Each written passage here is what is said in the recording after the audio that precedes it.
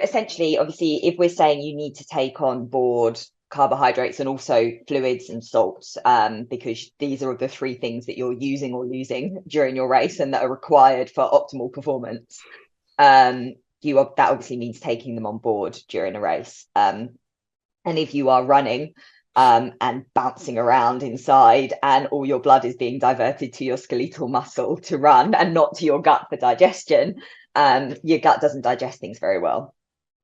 And so obviously that either, if you take on board a lot or more than your gut can handle and it can't digest it, you're just going to throw up or run to the bathroom, or have severe stomach cramps, or all three. But your gut can be trained just like your legs. Sinead Roberts, PhD, is the owner of Feed, Fuel, Perform. She has a PhD in cell growth and metabolism from University College London, a postgraduate diploma in sport and exercise nutrition from the University of Westminster, and she's a registered performance nutritionist. She knows her stuff. She's worked with a bunch of athletes across disciplines, from MMA fighters through to CrossFitters through to endurance athletes. I know Sinead because back in 2019, I competed in my first powerlifting competition and I had to lose 20 pounds for that competition in 6 months, which was quite a feat. And I had to do it in a sustainable and healthy way, which Sinead helped me to achieve.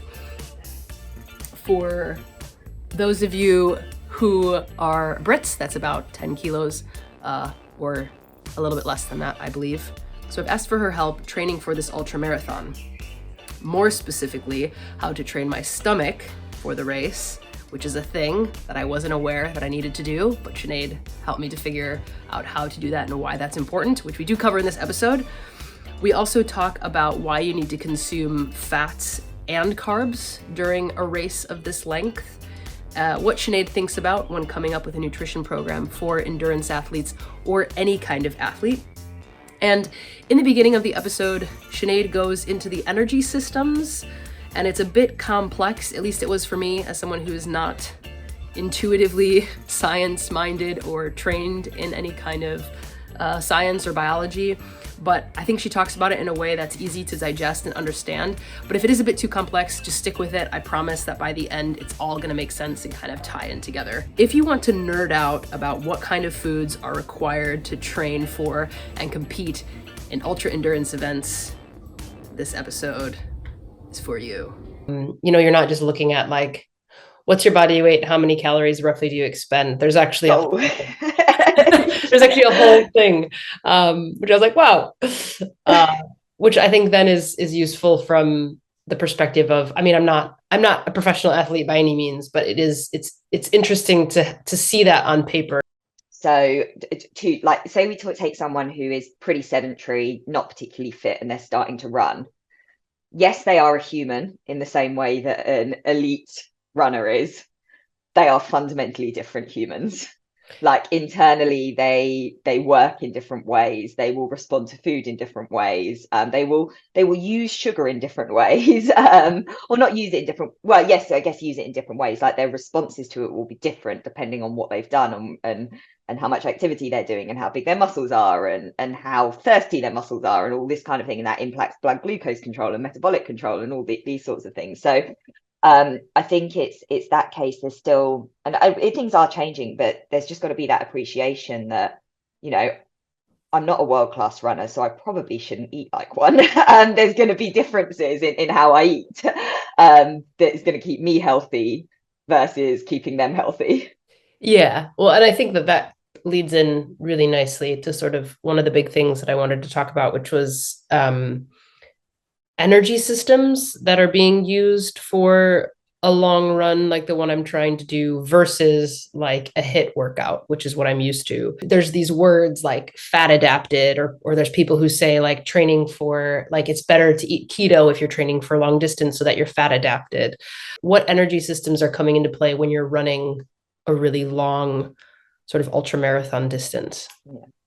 So the classic, so we've got three major energy systems: the explosive immediate phosphocreatine system. And steps over the line there, but she would throw a season best 55.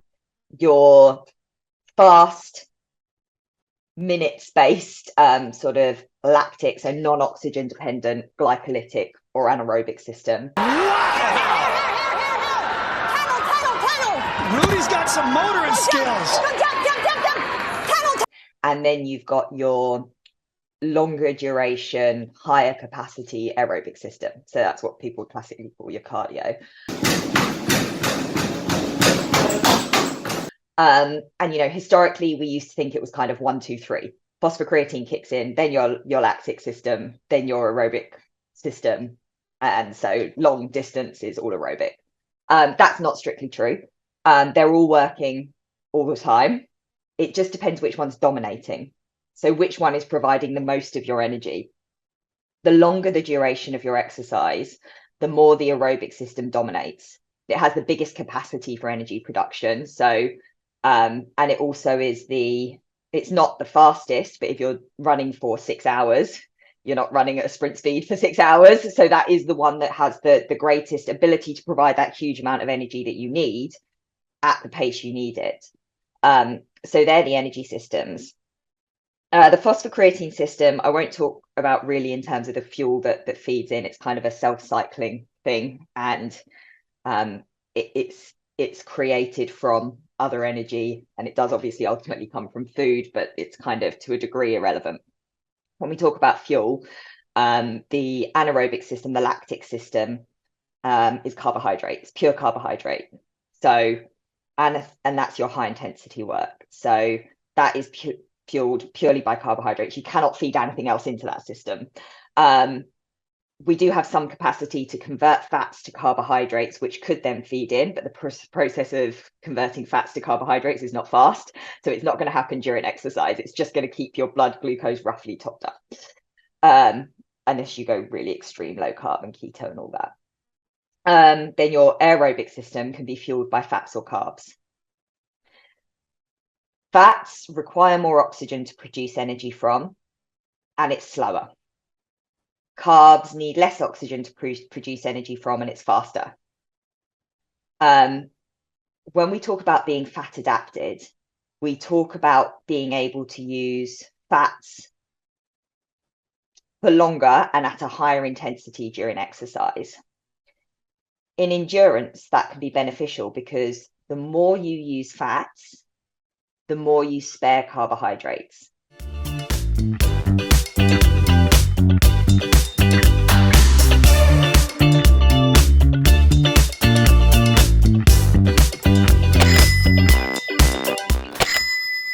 So you can save them for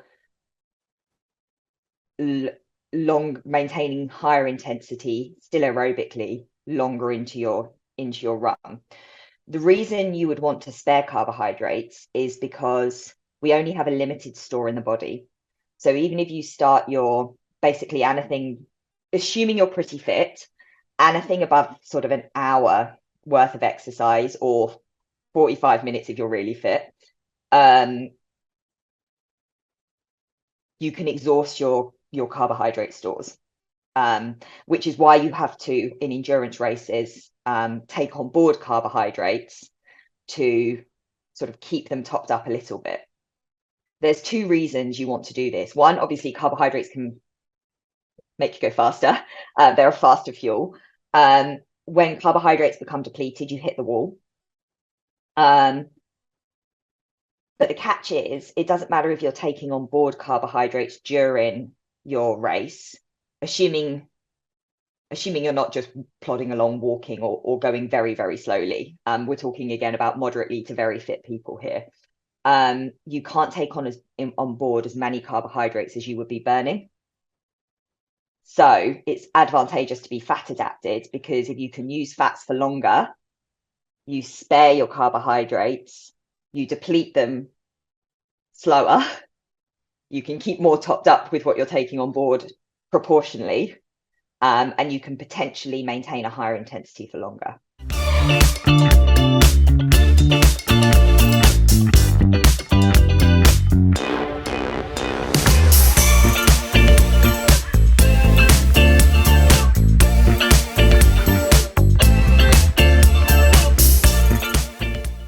Before you kind of hit the wall.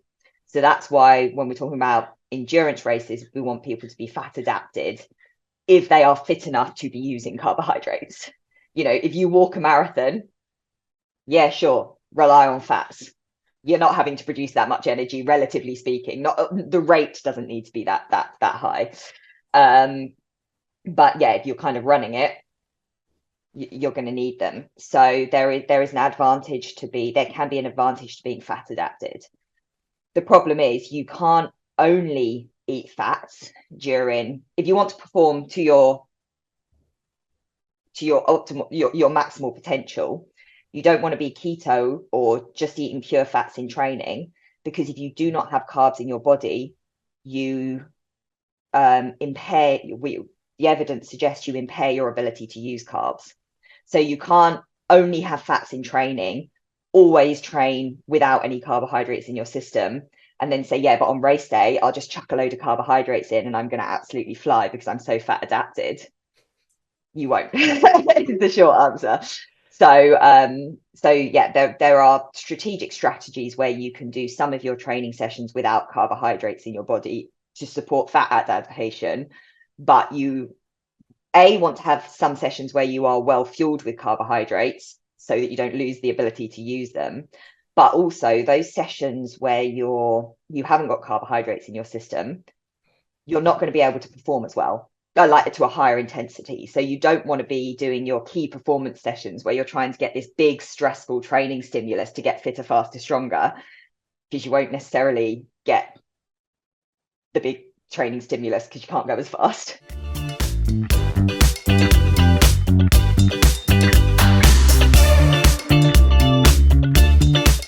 And that's what we think happens from the fuel perspective. We also think there may be a psychological aspect to that, that benefits performance, to doing some sessions with low carbohydrate availability. And that's because they're going to feel harder. So you become more mentally resilient. So you can probably push, that we don't just think it's fuel availability and fat adaptation that necessarily is a benefit of those low carbohydrate availability sessions. It can also just be that you're used to hurting and the race is going to hurt. And so you're kind of able to push through it a bit more. So it's not necessarily all pure physiological. It can be psychological as well. Fair. Yeah, that makes sense. Let's say the ideal person is I don't really know if anyone would say carb adapted, but if they're using both energy systems efficiently, is that a timing thing where it's like, I've gotten through all my fats now. Now I'm using glucose. Now I'm using carbs as an energy, and then go back to fats, or is it kind of working simultaneously? So it will depend on the intensity you run at, and that is likely to vary a bit for many people during a race, particularly if it's not a flat race. It will also vary with how and when you take on board the carbohydrates, because when you take them on board, your body's going to switch to using them a little bit more than it will use fats. It's not going to, even if it's fat adapted, it's going to fluctuate slightly.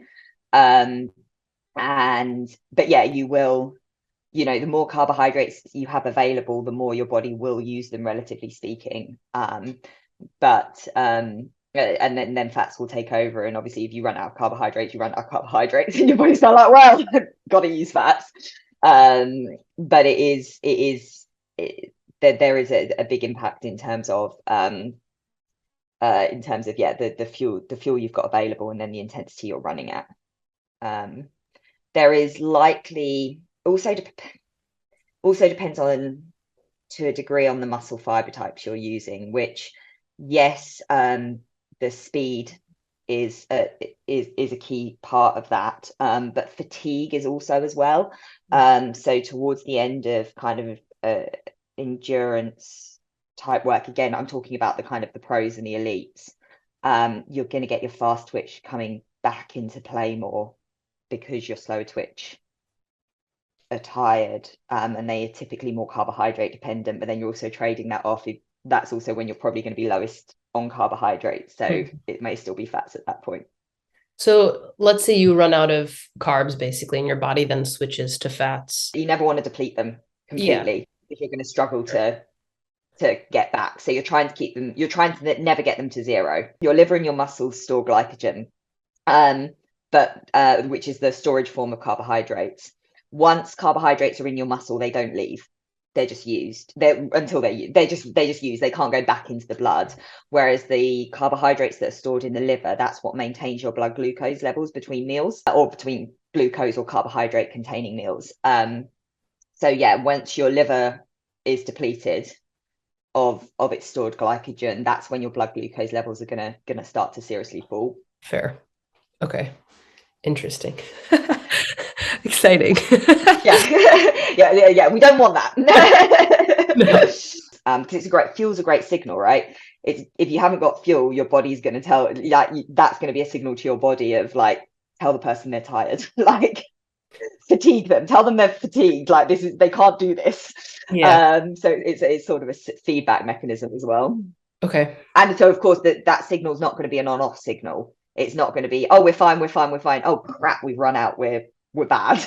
It's going to be a sliding scale of like, guys, we're running out. Okay, now stop. That sort of thing. Yeah.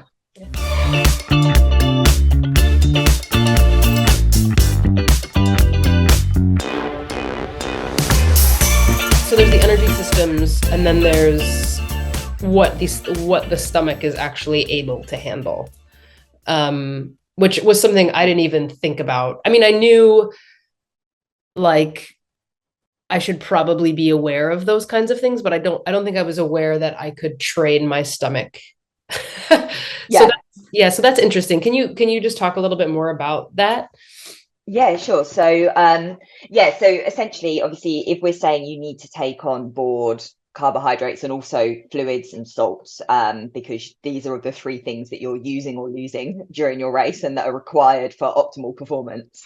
That obviously means taking them on board during a race. And if you are running and bouncing around inside and all your blood is being diverted to your skeletal muscle to run and not to your gut for digestion, your gut doesn't digest things very well. And so obviously that either, if you take on board a lot or more than your gut can handle and it can't digest it, you're just going to throw up or run to the bathroom, or have severe stomach cramps, or all three. But your gut can be trained just like your legs.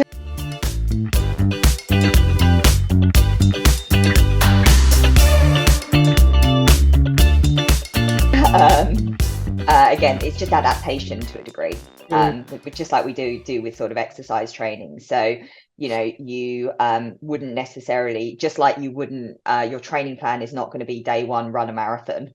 It's going to build you up to running a marathon. We do similar things with gut training, where at the start we take on board a little bit of water and salt and carbohydrate, and then we take on board a bit more and a bit more and a bit more until we reach the amount that we want to aim for it in the race. Or often we'll actually, in training, try and take on board more than we will aim for in a race, because when it comes to the race, you're going to have the added layer of nerves. And nerves also disrupts gut function. So if we can get you to tolerate super high doses in training, cool. Well, when you've got a bit of nerves, you might be able to tolerate still enough. Yeah, that's interesting. That's an interesting thing to think about as well. And again, that's very variable. Some people can, like, I don't know, mainline a fry up and then go for a run, whereas others can't. And generally, obviously, the fitter you are, the harder in a way it's going to be to take on board, because the faster you're running and the more your gut is being bounced around and the more your blood supply is going to your muscles, because it's adapted to do that. I just wanted to talk a little bit about like the quality of the food. So I think like I was really excited when you said with I was like, oh, there's dark chocolate, I get to eat white bread, there's Haribo, like this is perfect.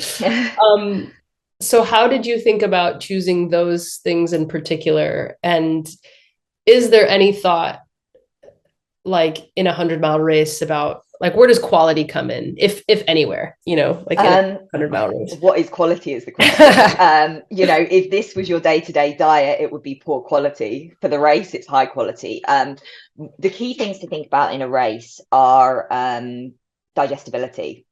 Fiber is slow digesting, and it sits in your gut. And again, you don't want to bounce that around. So when we're taking on board carbohydrates during a race, we will go for very low fiber carbohydrates. and very fast digesting carbohydrates. So it's your high glycemic index, low fiber things. So that's why it's white bread, it's sweets, it's carbohydrate powders, it's gels, it's all those sorts of things that have basically zero fiber. The dark chocolate for you. So here's a distinction. Obviously now we've talked only now really about sort of endurance and taking on board carbohydrates. When we start to go to these ultra endurance levels, you want to take on board some fats as well, because you're going to be using fats and you're going to be depleting your body's stores, and they are smaller volume, and you are only going to be able to tolerate a certain amount of carbohydrates. And if you are running really fast, your gut is not going to be able to digest fats. But in ultra endurance, we're not running really fast. We're moving, and we're moving a lot, and we're moving for a long time.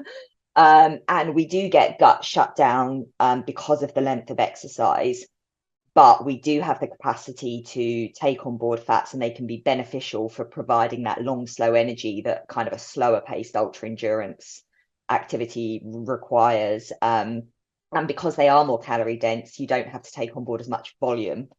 So it is a smaller volume in the gut. So that's why we kind of do also add in things like dark chocolate, and also chewable things. So for example, in a marathon, you're not going to eat a jam sandwich or a honey sandwich, a white bread honey sandwich, but in an ultra endurance race, you can eat a white bread honey sandwich. And also because across 100 miles, you are going to have stops. They might be short, but it's a very long race. You're not gonna start at the start and keep going until the end. So you have got stops where you can chew. And because you're not going as fast, chewing and having those seconds where you're not taking on board oxygen is not gonna leave you with a heart rate of 210 sort of 2 seconds later.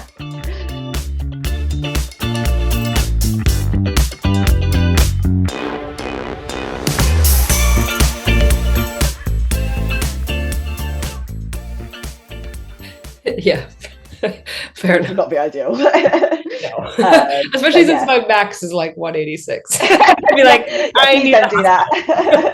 need to go to hospital now. Another question I had was about protein and where does that all come into play in this mix?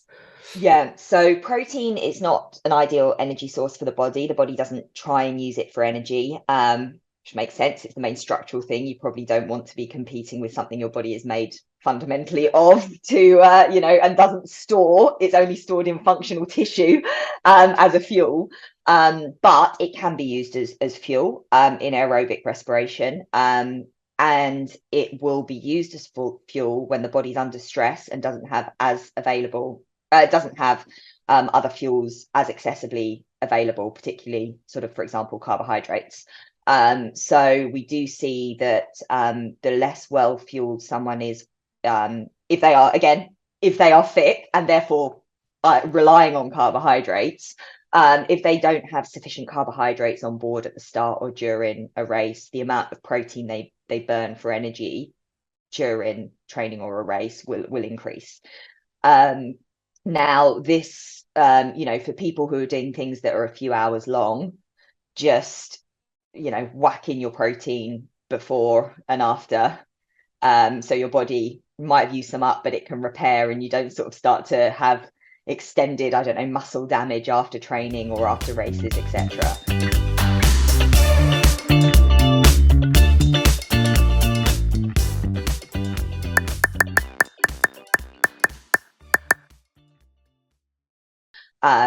Obviously in ultra endurance, again, the amount you use is going to depend how fast you're going, and so how much you're using carbohydrates versus how much you're taking on board.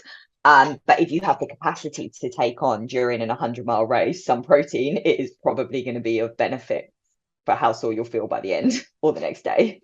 Fair. But you're balancing how much you can take on board in total, because it's not the primary thing you want to take on board, and there's no point taking on board protein at the expense of carbohydrates, because that's kind of shooting yourself in the foot. What is like the worst possible thing that could happen in a race as it relates to energy consumption? Like, what is the worst case scenario or possible worst case scenarios? You don't take on board anything and you can't finish the race. Fair. Like endurance and ultra endurance, if you don't take on board things, the chances of you completing the race are minimal. And like we know in like the 24-hour world champs and stuff like that, those that don't finish are those that take on very little calories. And again, obviously here we're talking about pro versus elite. You know, most of us could probably crawl or sort of like shuffle a race of 100 miles if we really had to and our survival depended on it, but we're not going to be in a very good state at the end. But obviously you've got calf times and things like that as well. So there's that to consider. But yeah, so it not taking on board things is the worst thing. Calories are king. Then we optimize what sort of calories we take on board. Yeah. Okay, cool. If you had, I guess we could leave room if you had anything to add, or if there's yeah. No, I think that covers the main things, to be honest. And just, I mean, the main thing is just don't do the things for the first time on race day. Yeah. Practice it as much as possible beforehand, and yeah, like try and load yourself up beforehand so that you don't kind of get to race day and then you're like, well, this is a terrible idea because I'm throwing up and I'm only 3 hours in.